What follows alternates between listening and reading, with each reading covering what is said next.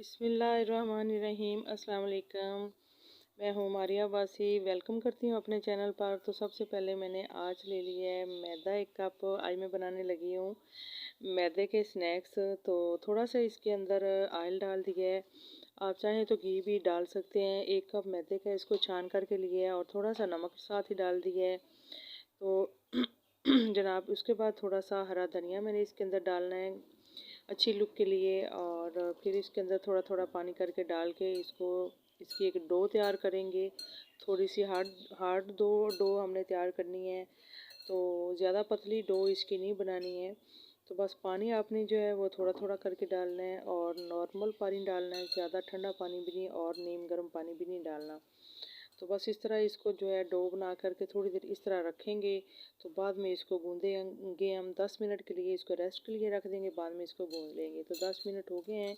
तो बस अब हमने इसको इस तरह से, जिस तरह आटा गूँधते हैं ना, उस तरह से हमने इसको गूँध लेना है। और थोड़ा सा हाथ को ऑयल या पानी लगा करके इसको गूँधना है ताकि अच्छी तरह से गूँध जाए। तकरीबन मैंने इसको 3 से 4 मिनट इस तरह से गूँधना है और इसकी अच्छी सी हमने डो तैयार करनी है ताकि हमारे स्नैक्स जो हैं वो अच्छे रेडी हों और ज़बरदस्त बने। तो वीडियो के एंड तक देखिएगा, स्किप ना कीजिएगा। तो ये देखिए, इसको आटे को हमने गूँध करके रख लिया है और इसको अब मैंने 10 मिनट रेस्ट के लिए देना है। फिर दोबारा इसको चेक करेंगे। तो जनाब 10 मिनट हो गए थे। दोबारा मैंने इसको निकाल के इसकी रोटी एक तैयार की है। तो मेरा इधर कैमरा बंद हो गया था। रोटी तैयार करके उसके अंदर मैंने स्टफिंग सारी लगाई है और फिर इसको फोल्ड कर दिया है।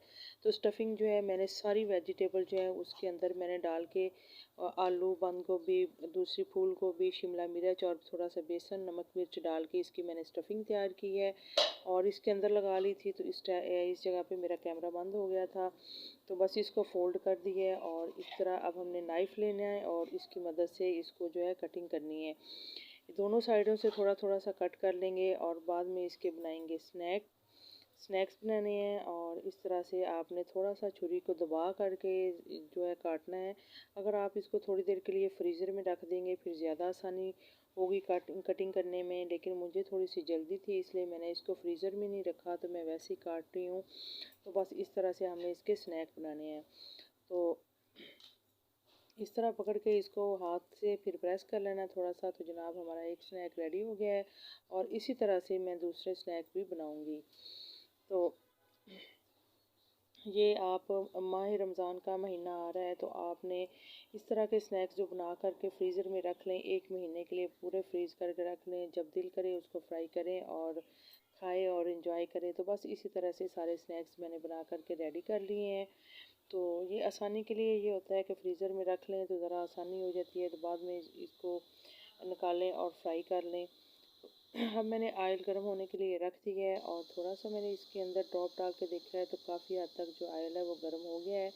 और अब हमने क्या करना है, सारे स्नैक्स इसके अंदर डाल देना है इस तरह से 1 बाय 1। तो इस बात का ख़ास ख्याल रखना है आपने, जो इसके नीचे फ्लेम है वो मीडियम रखनी है, हाई फ्लेम नहीं करनी। इससे जो होगा कि ऊपर से जो हमने स्टफिंग इसके अंदर डाली है ना, वो ऊपर से जल जाएगी। इसलिए मीडियम फ्लेम पे इसको पकाना है। तकरीबन 2 से 3 मिनट एक साइड पे लगेंगे और 2 से 3 मिनट दूसरी साइड से लगेंगे। फिर हमारे जो स्नैक्स हैं वो बन कर के रेडी हो जाएंगे। तो आप प्लीज़ इस वीडियो को एंड तक देखिएगा। अगर आपको अच्छी लगी तो आप लाइक और सब्सक्राइब ज़रूर करें और अच्छा सा कमेंट्स भी दे दिया करें। तो बस एक तरफ से जो है वो पक गए थे थोड़े थोड़े, तो इसको मैं टर्न कर रही हूँ इस तरह से। तो अभी कुछ कच्चे भी हैं लेकिन कुछ कुछ पक गए हैं, जो पक रहे हैं साथ साथ उसको मैं इस तरह निकाल करके प्लेट के अंदर डाल लूँगी।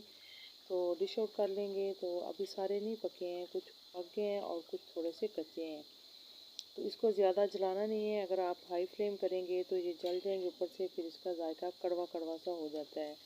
क्योंकि इसमें मैंने सारी वेजिटेबल्स डाली हैं तो इसलिए आपने इसको पकाना नहीं है ज़्यादा। तो बस यही कलर आपने देना है जितना कलर मैं दे रही हूँ, इससे ज़्यादा आपने इसको कलर नहीं देना। तो बस अब सारे हमारे जो स्नैक्स हैं वो काफ़ी रेडी हो गए हैं, बन कर के रेडी हो गए हैं और इसको प्लेट में डिश आउट करते हैं। तो जनाब साथ है दही का रायता, आप चाहें तो साथ केचप भी इस्तेमाल कर सकते हैं, ये आपकी अपनी चॉइस है। जो भी आपको मनपसंद हो वो आप इस्तेमाल कर सकते हैं। तो ये देखें, एक मैं आपको तोड़ करके दिखाती हूँ कितना खस्ता और कितना मज़े का बना है।